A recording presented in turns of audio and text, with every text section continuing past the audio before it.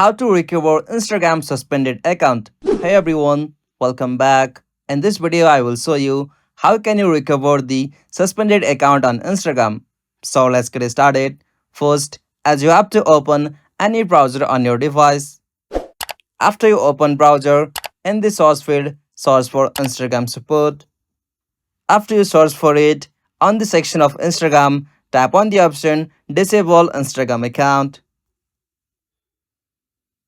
After you tap on that, you can simply try this step as Instagram will tell you. For now, you'll have to scroll down and tap on the option No on the section Was this helpful? From the section, choose for Other and from your tap on Select. After you select that, on the section Tell us more optional, you'll have to just briefly explain your problem like how did you get suspended your Instagram account if you are violating any rules of Instagram and you got banned.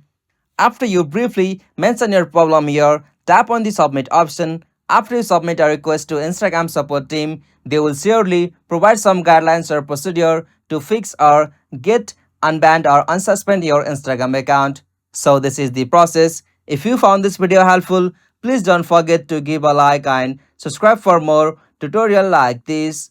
Thanks for watching. Have a good day.